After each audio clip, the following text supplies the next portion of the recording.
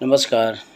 आज मैं जो बात करूँगा, जय हिंद, एक ऐसे टॉपिक पे है जो काफ़ी गंभीर भी है और हमारे समाज के लिए, हमारे देश के लिए बहुत ही ज़्यादा गंभीरतापूर्वक लिया जाए। मैं यही निवेदन करूँगा मोदी जी से। आज ऐसी बड़ी संख्या में मुस्लिम लड़कियां हिंदू लड़कों से प्रेम कर रही है, उनको अपना खतरनाक भविष्य दिख रहा है, इसलिए हिंदू बच्चों के साथ शादी करना चाहती है। तो उनके लिए कुछ ऑफर मैं आज लेकर आया हूं, बता दूं? मैं थूकता हूं तेरी सूरत पे।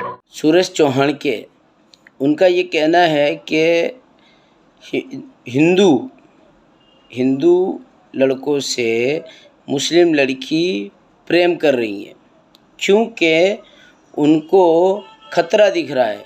मुस्लिम लड़कों में उनको खतरा दिख रहा है कि उनको आने वाले टाइम में ऐसा लग रहा है कि उन्हें बहुत बड़ा खतरा है, इसलिए वो हिंदू लड़कियों से जो हैं वो हिंदू लड़कों से अब शादी करेंगे।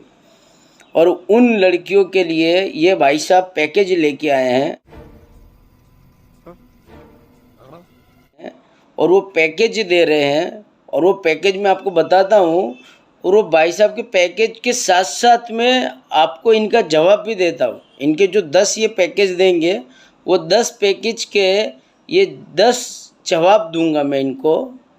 और एक बात याद रखिए, ये जवाब मेरा ये कोई ही पूरे हिंदू समाज के लिए नहीं है, ना ही किसी भी हिंदू भाई के लिए, बहन के लिए है।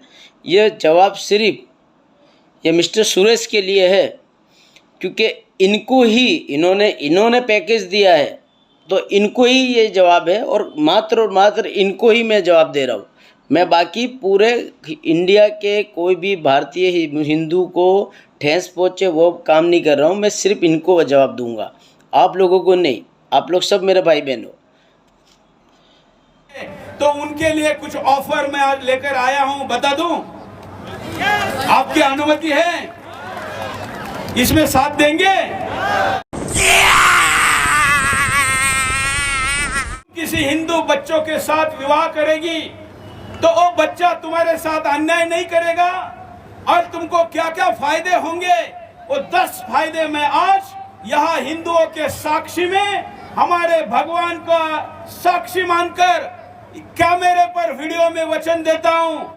अच्छा, कि अगर तुम हिंदू लड़कों के साथ विवाह करके हिंदू बनोगी, मैं भाभी किसकी बनूंगी ये मैं बहुत जल्दी रिवील करूंगी, तो तुमको तलाक का सामना करना नहीं पड़ेगा। वो कहते हैं कि अगर आप किसी हिंदू लड़के से शादी करेंगे तो उससे जन्मा हुआ बच्चा आपके साथ अन्याय नहीं करेगा। ये चीज़ सुरेश जी का कहना है कि आपके साथ अन्याय नहीं करेगा वो बच्चा। तो घरड़ा घर जो माँ बाप आपके जो है सुरेश जी, हिंदू समाज में जब बच्चों को बड़े प्यार से पाल पोस के माँ बाप बड़ा करते हैं, कितना सरवाइव करते हैं आप भी जानते हैं, सभी लोग जानते हैं।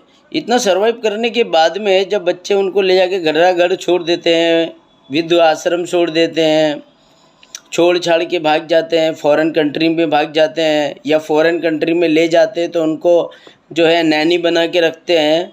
ये तो आपके ही धर्म में होता है, मुस्लिम धर्म में। तो आज एक बता दो आप मुझे।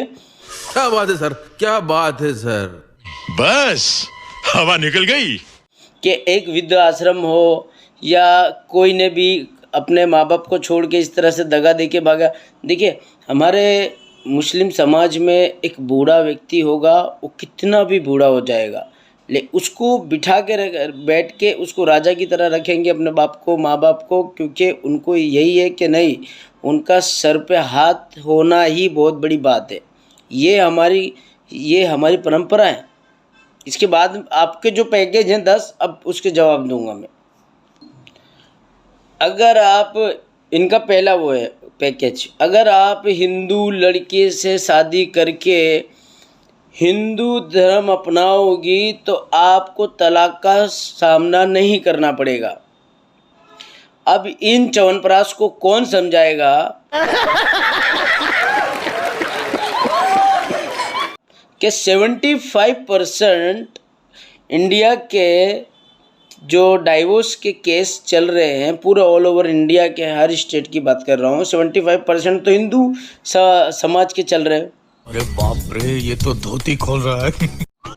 मुस्लिम समाज के तो मोस्टली मुस्लिम समाज के एक समझ लो ना कि 10-15% होंगे। तो तलाक का डर किसको है? मुस्लिम समाज की लड़कियों को होना चाहिए कि हिंदू समाज की लड़कियों को होना चाहिए? इसमें तो आप झूठे साबित हुए। अब आपके आगे का सवाल देख लेते हैं। तुमको बच्चे बनने की फैक्ट्री नहीं बनना पड़ेगा, 40-40 बच्चे नहीं पैदा करने पड़ेंगे। हाँ, मैं एक का तो समर्थक नहीं हूँ, लेकिन 2-4 बच्चे पैदा करने से ज्यादा बच्चे पैदा करने की तुम पर जबरदस्ती नहीं होगी। बस हवा निकल गई। चूतिया बनाया तुमको। दूसरी बात, आपको 40-40 बच्चे पैदा करना नहीं पड़ेगा। इस्लाम के मुताबिक अगर 19 के बाद अगर 20वां बच्चा होता है तो निकाह फिर से करना पड़ता है, निकाह टूट जाता है। और कौन सा ऐसा world of Guinness book of record में बंदा या बंदी आ गए हैं जिन्होंने सिंगल कपल 40 बच्चे पैदा किए हुए? ये इन्होंने क्या मतलब वो कुत्ता बिल्ली समझ रखा है कि मतलब 40 बच्चे, तो 40 बच्चे आपको जो है पैदा नहीं करने पड़ेंगे। हाँ, 1, 2, 4 चलेंगे। भाई जो भी बोलो सोच के बोलो, क्या बोल रहे हो? स्टेज पे हो आप, समाज के सामने हो, 40-40 बच्चे पैदा नहीं करने पड़ेंगे। कौन करता है 40 बच्चे? मुझे अभी की जनरेशन में बता दो, किसी ने अभी के जनरेशन में किसी के 10 बच्चे हों? बताओ किसी के 10 बच्चे हो? इसके लिए पहले जो बोलते हैं ना इधर इधर होना चाहिए, वो आपके इधर नहीं है, वो आपके घुटनों में है। इसके बाद वाला भी देखो आप, इसका इनका जो सवाल है, तुमको 50 डिग्री टेम्परेचर में भी तंबू में रहना नहीं पड़ेगा। तुम्हें घर में पूरी सुरक्षा मिलेगी।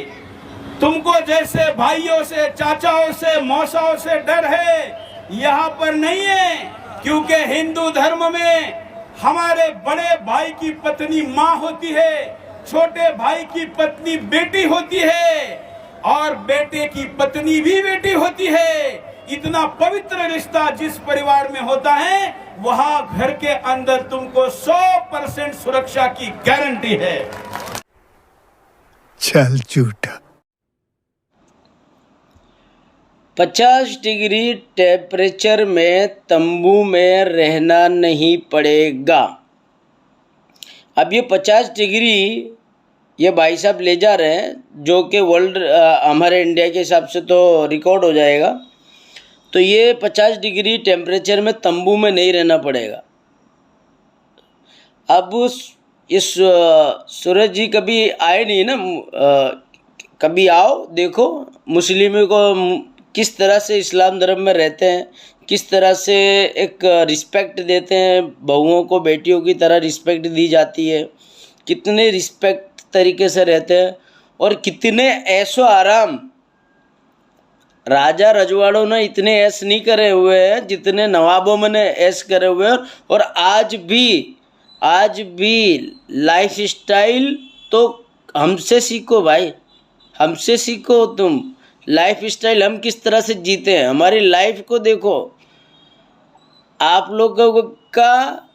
लोगों का तो थिंकिंग अलग है, दिल है ना जो इधर से, वो बड़ा होना चाहिए। और हर चीज़ से ज़्यादा ये जो क्या आप कहते हो ना तंबू, वो तंबू में तो हमने तो किसी ऐसा नहीं देखा कि तंबुओं में आपको रहना पड़ेगा। हाँ, गरीबी के हिसाब से मैंने हिंदू समाज में बहुत सारी ऐसा देखा है कि तंबू में बेचारे रहते हैं, तकलीफ में रहते हैं, रोड पे सोते हैं, सरवाइव करते हैं, पैदल जाते हैं, आप लोग तो हेल्प भी नहीं करते हैं, वो हमने देखा है।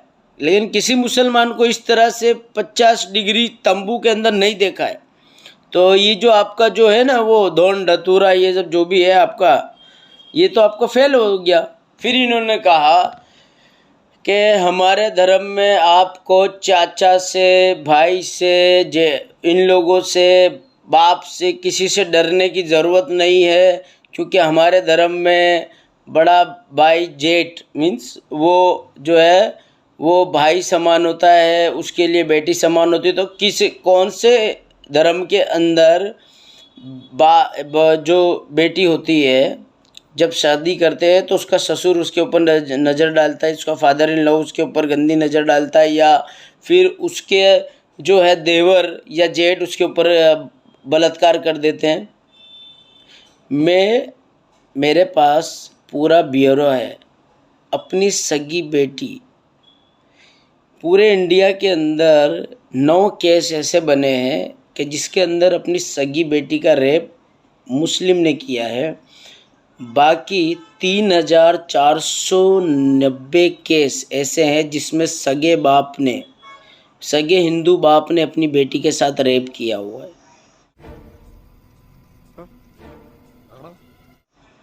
भाइयों को तो छोड़ दो साथ में। यही नहीं, अभी और सुनिए।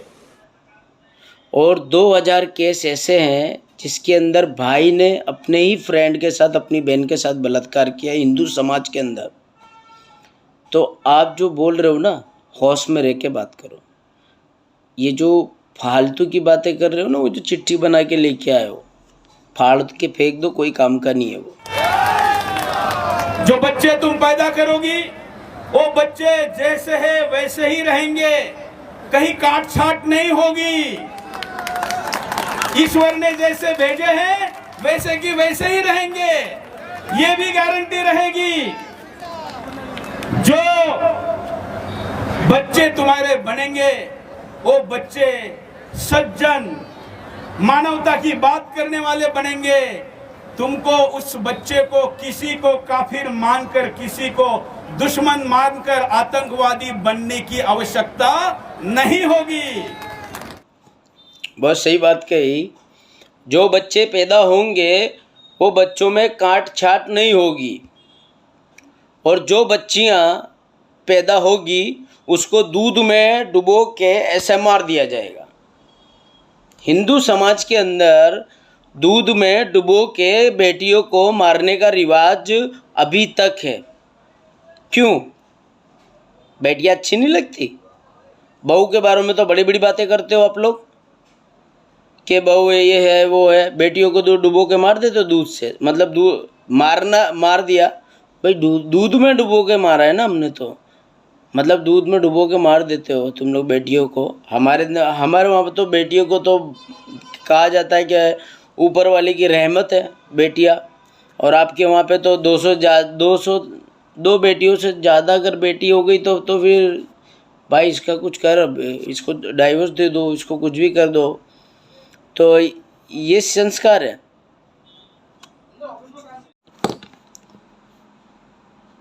सूरज जी का कहना है कि जो बच्चे आप जन्म दोगी वो बच्चे सामने वाले किसी को काफिर मान के और उनके लिए आतंकवादी नहीं बनेंगे, उनको मारने के लिए आतंकवादी कोई भी गतिविधि नहीं करेंगे। सूरज जी, सबसे पहली बात तो मुझे समझ में नहीं आती कि आप सोचते कहाँ से हो, आपका दिमाग चलता कहाँ से?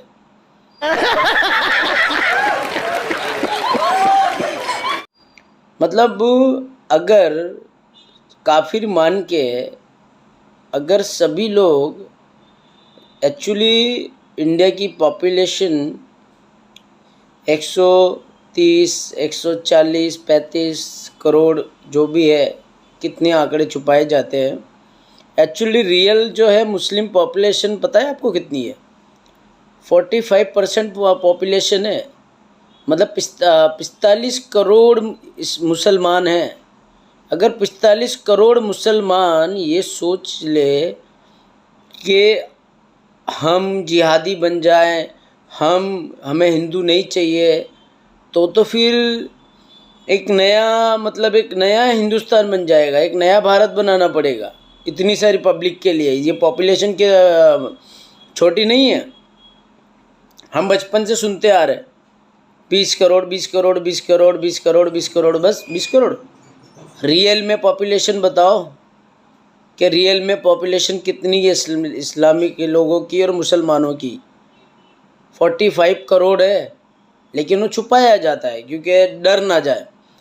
पहली बात तो कोई भी ये जो आतंकवादी बनते हैं, ये ना तो कोई गुजरात में से बनते हैं, ना महाराष्ट्र में से बनते हैं, ना तो हिंदुस्तान के किसी एरिया स्टेट से बनते हैं। कश्मीर की बात है और वो पाकिस्तान की बात है, वहाँ से बनते हैं और वहाँ के लोग हैं, वो उनका मैटर है। जो बोलते हैं ना कि जो बॉर्डर है, तो उससे हम हिंदुस्तानियों को, हम भारतीयों को कोई लेना देना नहीं है। हम भारतीय मुसलमानों को कोई लेना देना नहीं है।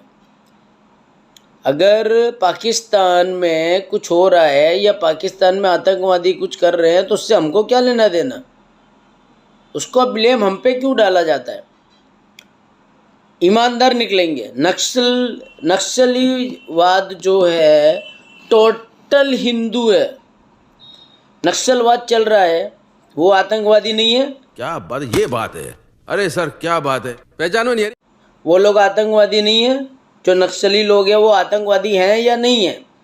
हैं, लेकिन वो टोटल हिंदू हैं। टोटल हिंदू हैं, एक मुसलमान नहीं है जो नक्सली है। टोटल नक्सली जो है वो हिंदू हैं। और ये तो कुछ भी नहीं है, ये पाकिस्तान वाले तो कुछ नहीं है जितना कांड वो लोग करते हैं। वो लोग खोखला कर रहे देश को। वहाँ पे ज़्यादा ध्यान दीजिए। इधर ये फैलाने की कोशिश मत कीजिए कि आप पैदा करोगी तो वो उन्हें जिहादी ने या आतंकवादी नहीं बनना पड़ेगा। कोई नहीं बनता। हम लोग सब होशियार हैं। कोई इतना बड़ा बेवकूफ़ नहीं है कि वो इस तरह से वो बन जाएगा, समझिए। अभी आगे देखते ही है महाशय की मतलब कौन बनेगा करोड़पति में, ये आदमी को बिठा देना चाहिए। इतना बड़ा बेवकूफ़ आदमी मैंने मेरी लाइफ में नहीं देखा। मैं कौन बनेगा करोड़पति को बेवकूफ़ वाला नहीं बोल रहा हूँ, मतलब ये भाई का मतलब सेंस ऑफ ह्यूमर कहाँ जाता वो पता नहीं चलता। और बड़ी बात क्या, तुमको किसी सौतन को करने की जरूरत नहीं रहेगी। जय श्री राम। एक पत्नी हम राम जी के आदर्श है। और 10वां और सबसे जरूरी बात कि आने वाले दिनों में वैसे भी ये हिंदुस्तान हिंदू राष्ट्र बनने वाला है, तुम उसकी पहली सदस्य रहोगी। मुझे अपने घर जाना है। मुझे घर जाना है। तो जो बहनें आना चाहती है, मैं बहन कह रहा हूं, वो आए। अब एक बात मुझे यहाँ से और बताई गई कि अभी नवरात्र आने वाला है और दांडिया का कार्यक्रम यहाँ भी आयोजित होगा। अभी मैं गुजरात में गया था, तो मैं यहाँ के प्रशासन को कहता हूँ, जो हमारे देवी को नहीं मानता वो हिंदू के पंडाल में आकर दांडिया खेल नहीं सकता। दांडिया खेलने के लिए गुजरात में हमने कैंपेन चलाया है कि दांडिया पंडाल में आना है तो आधार कार्ड जरूरी है।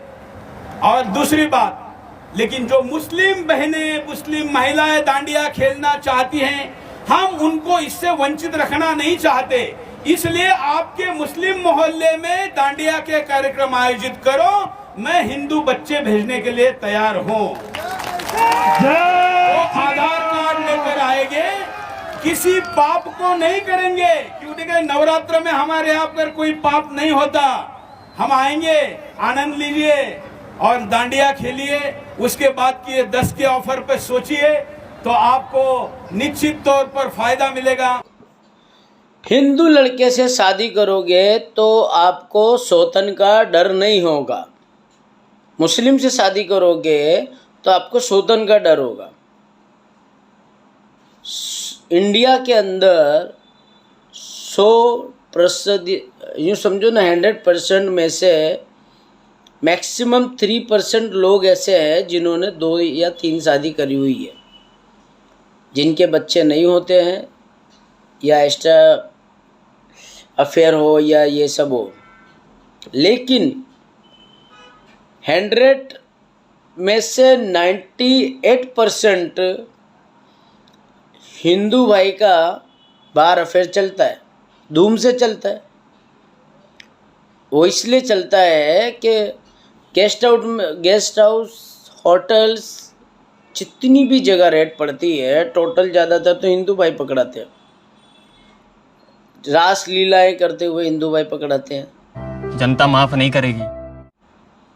तो ये क्या डर नहीं है, खाली वो तो लाइसेंस नहीं दिया ना, मतलब वो दूसरी शादी का ऑर्डर नहीं है, क्योंकि जो संविधान है वो ऐसा बना है कि किसी भी हिंदू को अगर दूसरी शादी करनी है तो पहली बीवी को डाइवोर्स देना पड़ेगा।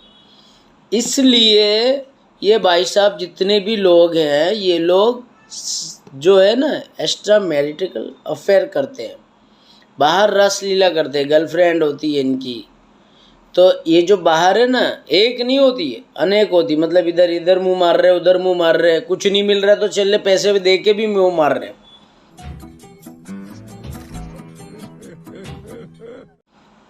अय्यासी, ये अय्यासी पे जाते हैं क्योंकि इनको दूसरी शादी का ऑर्डर नहीं है ना, इसके लिए। और मुस्लिम क्या करता है, उसको खौफ होता है, उसको डर होता है कि ये अगर मैं मतलब गलत कर रहा हूँ तो ये गुनाह है, ये मुझे इसका ये ऊपर वाले से डर लगता है, तो इसलिए वो शादी कर लेता है दूसरी।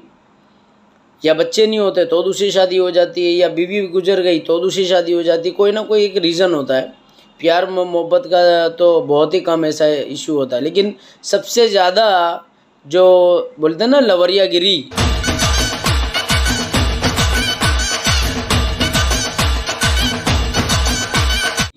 ये आप लोगों में ही होता है, आपके समाज में होता है, हिंदू समाज में सबसे ज़्यादा होता है लवरियागिरी। इसलिए ये चीज़ का भी आप ध्यान में रखो और फिर उसके बाद में सोच समझ के बोलो। आने वाले दिनों में ये देश हिंदू राष्ट्र बनने वाला है और आप उसकी पहली सदस्य रहोगी।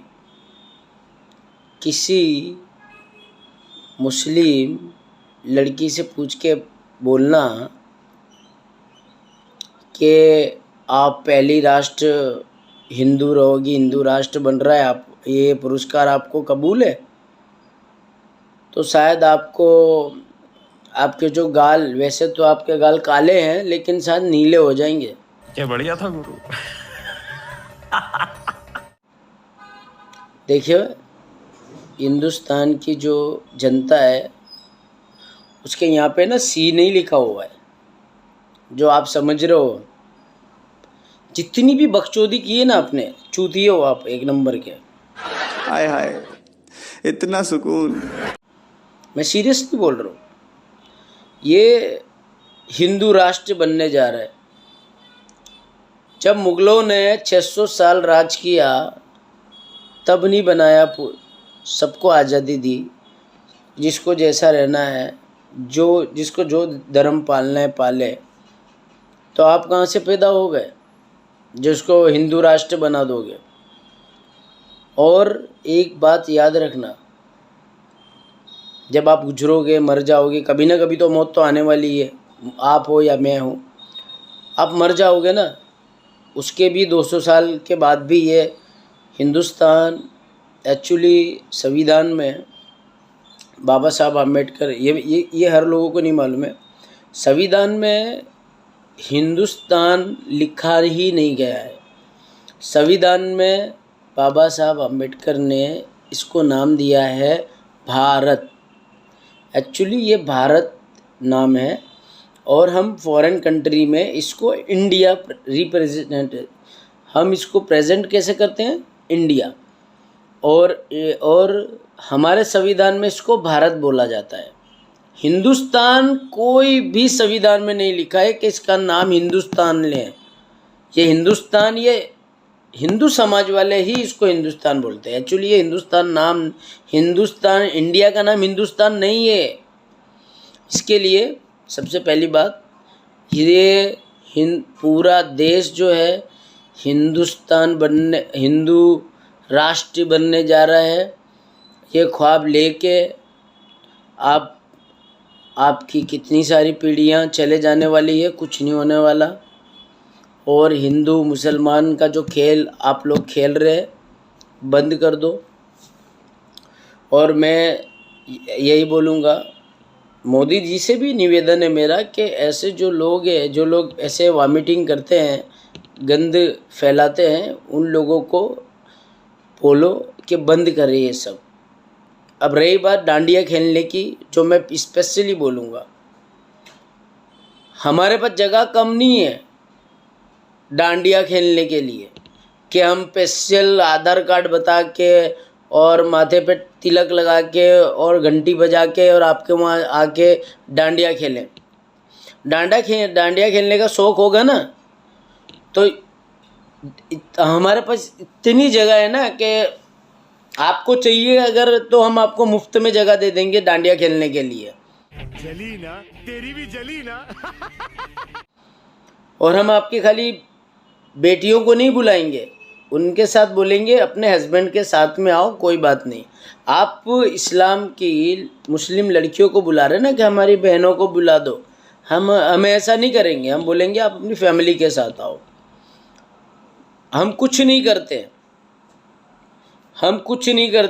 हम नवरात्रि में कुछ नहीं करते। नवरात्रि में कपल में क्या करते हैं, सबसे ज़्यादा जो है ना, जो सेक्स पिल्स, सबसे ज़्यादा कॉन्डोम और सबसे ज़्यादा बुकिंग ओयो का जो है नवरात्रि में ही होता है। सबसे ज़्यादा कांड होता है नवरात्रि में। ये मैं नहीं बोल रहा हूँ, ये न्यूज़पेपर बोल रहा है। ये मैं 10 साल का न्यूज़ का ब्यौरा देता हूँ आपको। शर्म करो, भगवान से डरो, भोसड़ी वालों, भगवान से डरो चाहिए तो ये चीज़ है ना, ये जो नवरात्रि के 9 दिन ये कौन सी रासलीला होती है, हमको मालूम है। हम भी उस दौर से गुजर चुके हैं, इसके लिए हमें मत सिखाओ। तो अपने पास ही रखो और हमको किसी को आने की ज़रूरत नहीं है। नवरात्र हम कोई नहीं आता किसी को। अरे मुझे चक्कर आने लग गया अब। को शौक़ नहीं है। क्या शौक़ है हमको? इसे डांडिया खेलने का शौक़ होता है क्या हमको? तो इसके लिए हाँ, किसी की गर्लफ्रेंड है वो बुला रही है, तो वो बंदा गया उसकी गर्लफ्रेंड से मिलने, बस वो शौक़ से नहीं जाता है, उसकी गर्लफ्रेंड ने बुलाया तो वो गया, बाकी हमको कोई शौक़ नहीं है। दूसरी बात लास्ट में ये बोलूँगा कि मैं ये जो है, मैंने खाली जो भी कहा, मेरी कोई भी बात का आप कोई भी मेरा कोई एक संप्रदाय या हिंदू समाज से कोई भी जात का मतभेद नहीं है और ना ही कभी था। बड़ी संख्या में ये वहाँ से ना मेरा कुछ ये था। ये सुरेश जी जो हैं, इन्होंने जो जितना भी इन्होंने वॉमिटिंग की उसका जवाब देना था। इन्होंने 10 पैकेज जो दिए थे, इन्होंने 10 पैकेज दिए, मैं खाली 5 पैकेज ऐसे दे दूँ ना तो उड़ के आएंगी। लेकिन हमारे अंदर सभ्यता है, हम रिस्पेक्ट करते हैं, हर धर्म का रिस्पेक्ट करते हैं। हिंदू धर्म का रिस्पेक्ट करते हैं, सिख धर्म का रिस्पेक्ट करते हैं, ईसाई धर्म का रिस्पेक्ट करते हैं। तो देखिए, मैं Gulrez Alam Syed, national president of CIA India, crime investigation agency India. देखिए, सेंट्रल विजिलेंस से हमको अप्रूव्ड किया गया है। मेरे पास, ये भाई साहब के पास जितने पैकेज नहीं है ना, उससे ज़्यादा मेरे पास सर्टिफिकेट है जो मुझे मिला है, जो मेरे गुडविल पे मिला है। ये भाई एक मंच पे बोलते हैं और मैं पूरा नेशनल लेवल पे बोलने की ताकत रखता हूँ, क्योंकि मैं नेशनल प्रेसिडेंट हूँ और डायरेक्टर जनरल हूँ CIA का, इंडिया का। क्योंकि मैं इंडिया मेंशन करना पड़ता है क्योंकि CIA फिर अमेरिका वाला हो जाता है, तो इसलिए CIA का मैं डायरेक्टर जनरल हूँ इंडिया का। तो इसके लिए मैं ये भाई साहब पे एक्शन ले सकता हूँ, मैं इनको अरेस्ट भी कर सकता हूँ और इनको मैं लॉकअप में बिठा के इनको 10 नहीं, इनको मैं 11 पैकेज दे सकता हूँ, लेकिन मैं ऐसा नहीं करूँगा फ़िलहाल के लिए। तो आइंदा से मैं वार्निंग करता हूँ इनको कि अगर नेक्स्ट टाइम मुझे ऐसे फालतू की वीडियो दिखे रहे, ये भाई साहब के हैं, सुरेश जी के, तो मैं 100% मेरी टीम पूरे इंडिया में है, मैं मेरी टीम को ऑर्डर करूँगा कि ये भाई साहब के जो भी है इनको पैकेज दे दो। उसके बाद हमारा जो पैकेज होगा वो तो फिर दूर सब जगह जितना भी मीडिया भी देखेगा और सब पूरा सभी चैनल देखेंगे और आप लोग भी देखेंगे। बाकी के लिए अगर मेरी बात से किसी भी हिंदू भाई बहन किसी को भी ठेस पहुंची हो तो मैं माफ़ी चाहता हूं। मेरा उद्देश्य सिर्फ इतना था कि जो फालतू बात है, एक धर्म को टारगेट मत करो, इस्लाम को टारगेट मत करो। मैंने हिंदू धर्म को टारगेट नहीं किया, मैंने सुरेश जी को किया, ठीक है। तो अगर मेरी भावनाओं से किसी को ठेस पहुंची तो मैं माफ़ी चाहता हूं, लेकिन मेरा जो उद्देश्य है वो सिर्फ इनके लिए है, मेरी जो बात है सिर्फ इनके लिए, इनके सवाल का जवाब दिया है मैंने, ठीक है। जय हिंद।